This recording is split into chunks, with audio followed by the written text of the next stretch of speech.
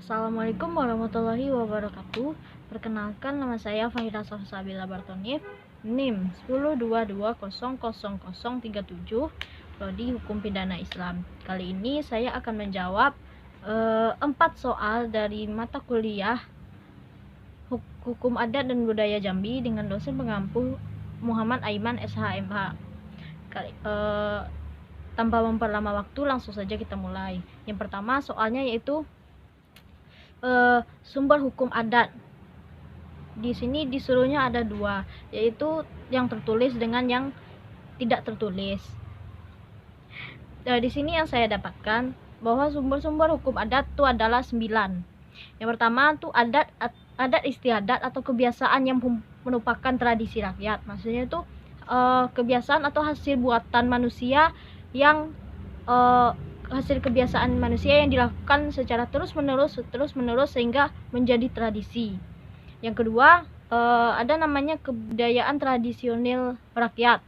Nah, kebudayaan tradisional rakyat nih di antara seluruh rakyat Indonesia nih beragam-ragam, mempunyai suku-sukunya beragam, kebiasaannya tuh beragam, adat dan isi adatnya tuh beragam. Seperti itu.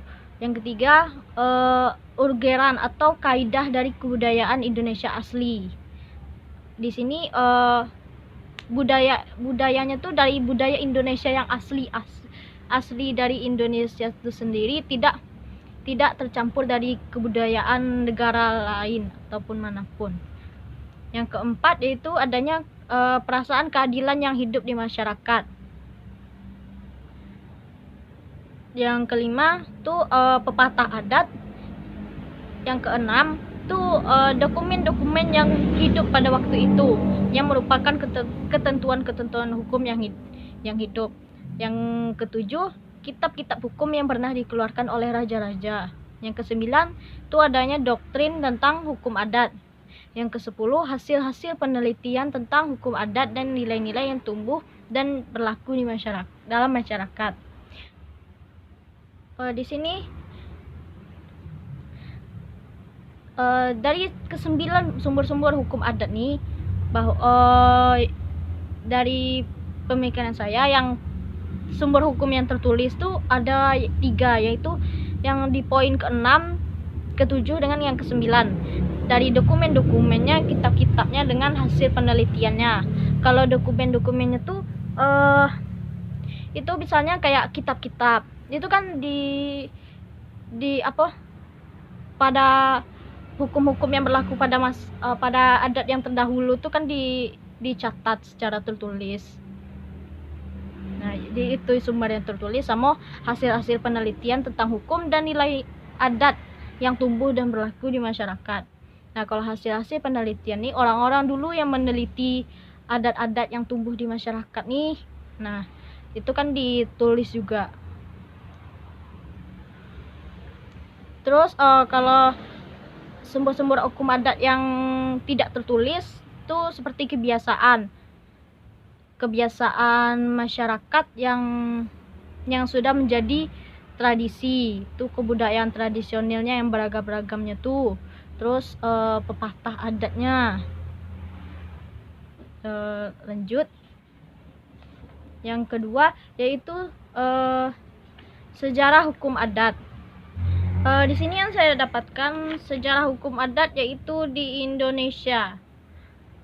Saya bacakan sejarah hukum adat di Indonesia sebelum kemerdekaan.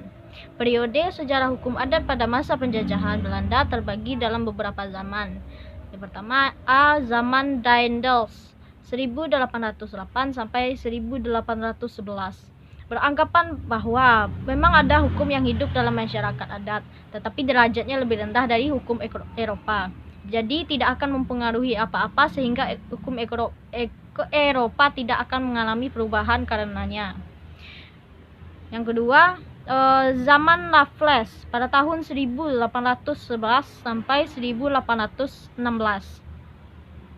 Pada masa ini, Gubernur Jenderal dari Inggris membentuk komisi atau panitia yang tugasnya mengkaji atau meneliti peraturan-peraturan yang ada dalam masyarakat untuk mengadakan perubahan-perubahan yang pasti dalam pembentukan pemerintahan yang dipimpinnya. Setelah hasil penelitian komisi dikumpulkan pada tanggal 11 Februari 1814. Dibuat dengan peraturan yaitu Regulation for the More Effectual Administration of Justice in the Provincial Court of Java, yang mengatur tentang satu, residen menjabat sekaligus sebagai kepala hakim. Yang kedua, susunan peradilan terdiri dari Residence Court, Bupati's Court, Division Court, Circuit of Court, dan pengadilan keliling atau pengadilan keliling. Yang ketiga, Native Law atau Uncained Custom untuk Bupati's Court, dan untuk residen orang Inggris memakai hukum Inggris. Yang C, zaman Komisi Jenderal pada tahun 1816 sampai 1819. Pada zaman ini tidak ada perubahan dalam perkembangan hukum adat dan tidak merusak tatanan yang sudah ada pada zaman Raffles. Yang selanjutnya itu pada zaman Van der Bosch. Di sini tidak disebutkan dari tahun keberapa sampai tahun keberapa. Cuman pada zaman ini hukum waris itu dilakukan menurut hukum Islam, serta hak atas tanah adalah campuran antara peraturan Brahmain dan Islam. Selanjutnya itu zaman CHR Baud. Di sini juga tidak dijelaskan dari tahun keberapa sampai tahun keberapa. Namun pada zaman ini sudah banyak perhatian pada hukum adat, misalnya tentang melindungi hak-hak ulayat. Demikian juga putra-putra Indonesia sudah menulis disertasi mengenai hukum adat di perguruan tinggi di Belanda. Antara lain tahun 1922 Kusumat Madja yang menulis tentang wakaf, tahun 1925 Subroto yang menulis tentang gadai sawah, tahun 1925 Enda Bumi yang menulis tentang hukum tanah suku Batak, tahun 1927. Supomo yang menulis tentang hak tanah di kerajaan-kerajaan. Lanjut setelahnya itu pada masa setelah kemerdekaan. Pasal 2 Aturan Peralihan Undang-Undang Dasar 1945 mengakui keberadaan hukum adat yang menyatakan segala badan negara dan peraturan yang masih berlaku selama belum diadakan yang baru menurut Undang-Undang Dasar. Dalam Konstitusi Republik Indonesia Serikat 1949 atau bisa disebut dengan Konstitusi RIS, yang juga mengatur mengenai hukum adat antara lain pasal 144 ayat 1 tentang hakim adat dan hakim agama, pasal 145 ayat 2 tentang pengadilan agama, dan pasal 146 ayat 1 tentang aturan hukum adat yang menjadi dasar hukuman. Dalam pasal 104 ayat 1 Undang-Undang Dasar sementara 1950 atau bisa disebut juga dengan UUDS 1950 juga terdapat penjelasan mengenai dasar berlakunya hukum adat. Pasal tersebut menjelaskan bahwa segala keputusan pengadilan harus berisi alasan-alasannya, dan dalam perkara hukuman menyebut aturan-aturan undang-undang dan aturan-aturan hukum adat yang dijadikan dasar hukuman itu. Kitab Majelis Permusyawaratan Rakyat Sementara nomor 2 MPRS 1960 memberikan pengakuan bagi hukum adat, yaitu yang A, azas pembinaan hukum nasional supaya sesuai dengan haluan negara dan berlandaskan hukum adat.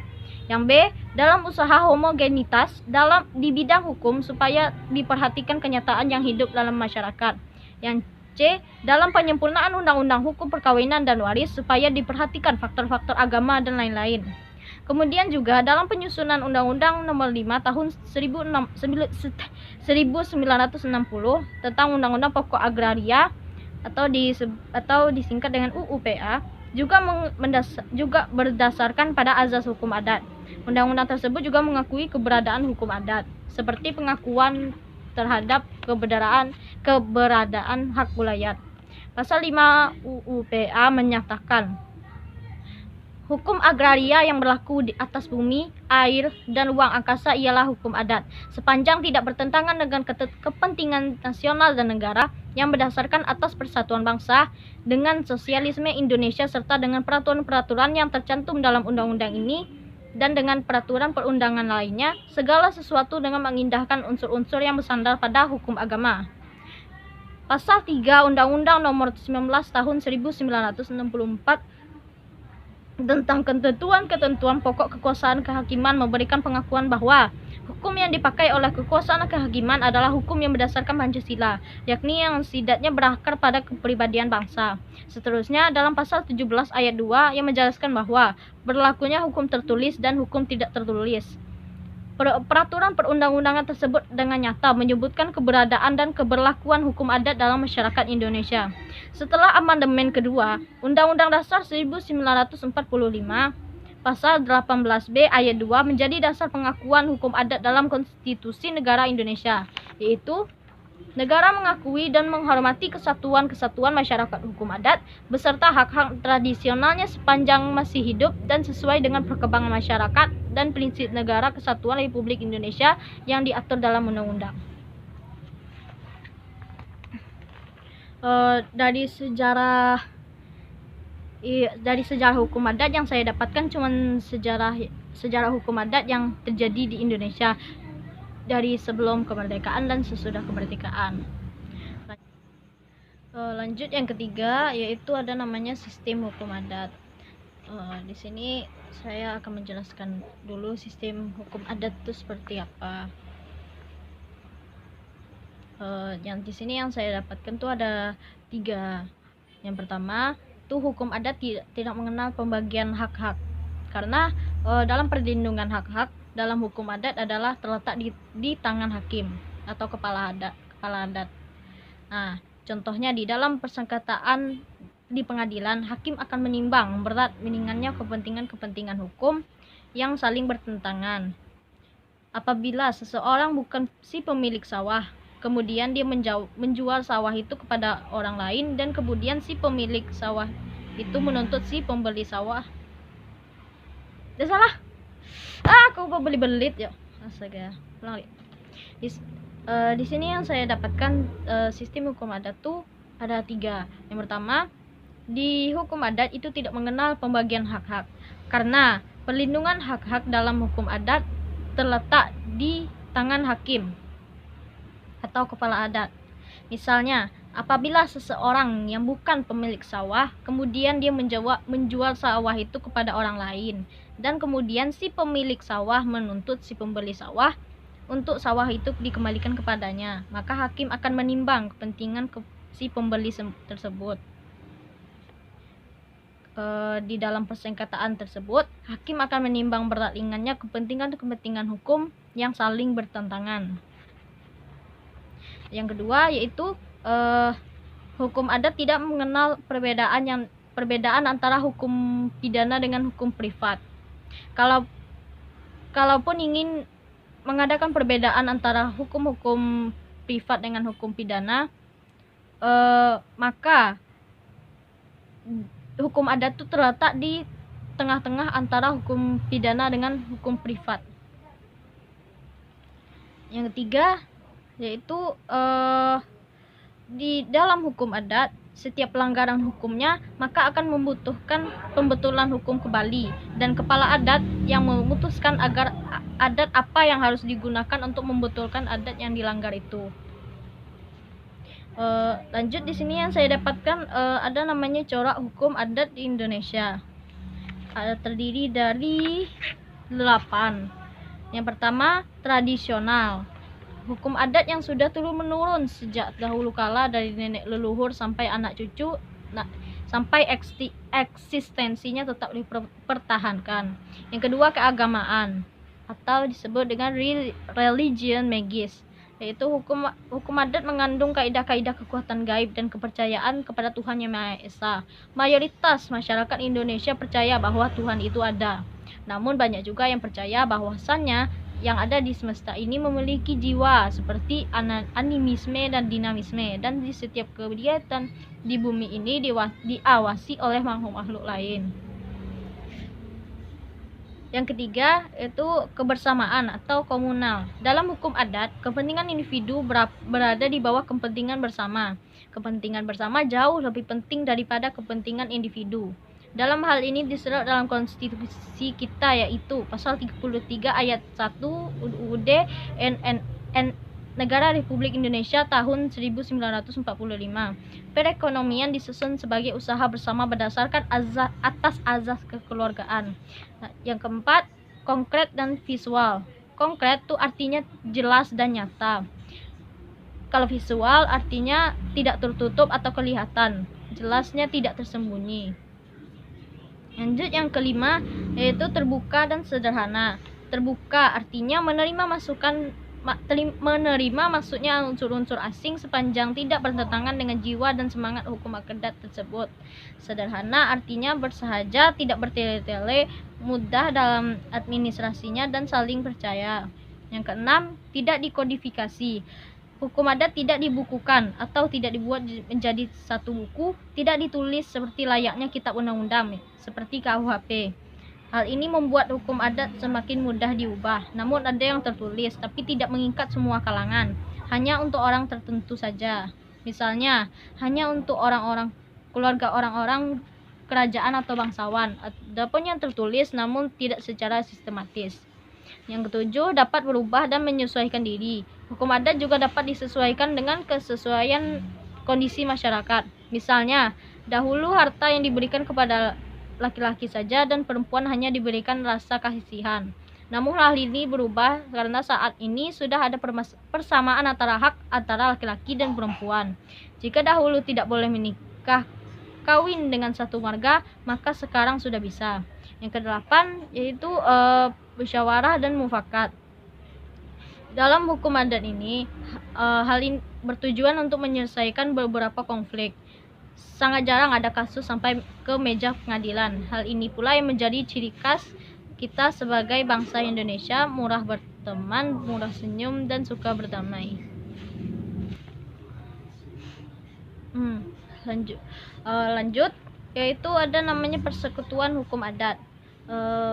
Pengertiannya, persekutuan hukum adat adalah merupakan kesatuan-kesatuan yang mempunyai tata susunan yang teratur dan kekal, serta memiliki pengurus sendiri dan kekayaan sendiri, baik kekayaan material maupun imaterial.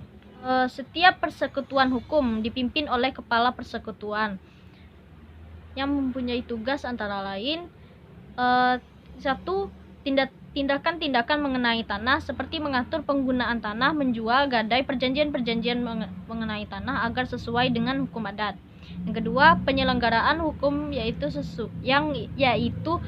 pengawasan dan pembinaan hukum. Yang ketiga, sebagai hakim perdamaian desa. Yang keempat, memelihara keseimbangan lahir dan batin.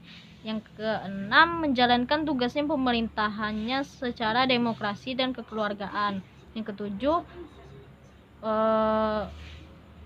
pada dasarnya orang luar tidak diperkenankan untuk masuk dalam persekutuan. Sampai 6 lah. Berarti tugas kepalanya ada 6. Lanjut, masuknya orang luar dalam persekutuan hukum adat ada beberapa macam, yaitu atas izin atau persetujuan kepala persekutuan. 2. Masuknya sebagai hamba. 3. Karena pertalian perkawinan. 4. Karena pengambilan anak istilah adat dalam persekutuan negeri, persekutuan daerah, Tapanuli, Kuria, persekutuan daerah atau Tapanuli Selatan. Yang ketiga, Huta, persekutuan kampung. Yang keempat, Nagari atau Minangkabau, dikepalai oleh seorang yang disebut penghulu andiko. Laki-laki tertua bagian dari Nagari disebut Jurai, yang diketuai oleh mama kepala adat atau Tungganai. Lanjut, urusan pamong praja disebut Manti, atau urusan polisi disebut Dubalang. Urusan agama disebut Malim. Di Sumatera Selatan, persekutuan daerah disebut Marga, yang dikepalai oleh Pasirah dengan gelar Depati atau Pangeran. Marga terdiri dari unsur-unsur yang dikepalai oleh Proarti, Kriya, Mangku, dan dibantu oleh Panggawa. Lanjut, yaitu lingkungan hukum adat. C. Van Volhoven mengadakan analisa terhadap ciri-ciri khusus yang berlaku di setiap lingkungan hukum adat. Ciri-ciri tersebut kemudian diujikan terhadap sistem hukum adat yang terdapat pada masyarakat-masyarakat di daerah-daerah yang semula diidentifikasikan sebagai tempat-tempat yang secara hipotesis diberi nama lingkungan hukum adat, sehingga menghasilkan lingkungan-lingkungan sebagai berikut. Yang pertama, 1. Aceh. Terdiri dari Aceh Besar, Pantai Barat Aceh, Singkel, dan Simeulue. Yang kedua, Tanah Gayo, Alas, dan Batak. Terdiri dari Tanah Gayo atau Gayo Leuweus, dan Tanah Alas, dan juga Tanah Batak. Yang ketiga, Tapanuli Utara. Terdiri dari Pak-Pak Batak atau Barus, Karo Batak, dan Simelungun Batak. Yang keempat, Tapanuli Selatan. Terdiri dari Padang Lawas atau Tano Sepanjang, dan Angkola, Mandailing atau Sayur Mantinggi, serta Nias atau Nias Selatan. Yang kelima, daerah Minangkabau. Terdiri dari Padang, Agam, Tanah Datar, 50 kota, daerah Kampar, dan Kerinci, serta Mentawai atau orang Pagai.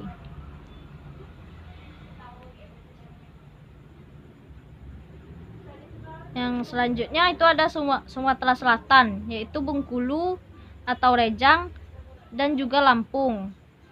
Dalam kurung Abung, Peminggir, Ubian, Rebang, Gedong Tataan, dan Tulang Bawang. Selanjutnya ada juga namanya Palembang. Terdiri dari Anak Lakitan, Jelma Daya, Kubu, Pasemah, dan Semendo. Selanjutnya ada Enggano. Selanjutnya juga daerah Melayu. Dalam kurung Linggaliau, Indragiri, Pantai Timur Sumatera, dan orang-orang Banjar. Selanjutnya Bangka dan Belitung. Lalu selanjutnya ada Kalimantan. Dalam kurung terdiri dari Dayak, bagian barat Kalimantan, Kapuas Hulu, Kalimantan Tenggara, Mahakam Hulu, Pasir, Dayak Kenya, Dayak Kelematan, Dayak Landan dan Tayan, Dayak Lawangan, Lepo Alim, Lepo Timei, Longglat, Dayak Mayan Patai, Dayak Mayan Siung, Dayak Ngaju, Dayak Oto, Danum, Dayak Penyambung Punan. Lanjut ada namanya Minahasa atau dalam kurung Manado. Lanjut Gorontalo, dalam kurungnya Bolang, Bolaang, Mongondo, dan Boalemo. Lanjut yang ke-10, daerah atau tanah Toraja, dalam kurung Sulawesi bagian tengah, Toraja, orang Toraja berbahasa Bare, Toraja Barat, Sigi, Kaili, Tawaili, Toraja Sadan, Tomori, Tolainang, dan Kepulauan Banggai. Selanjutnya Sulawesi Selatan, dalam kurung orang Bugis, Bone, Goa, Laikang, Ponre, Mandar, Makassar, Selayar, dan Muna. Lanjut Kepulauan Ternate, dalam kurung Ternate, Tidore, Halmahera, Tobelo, dan Pulau Sula.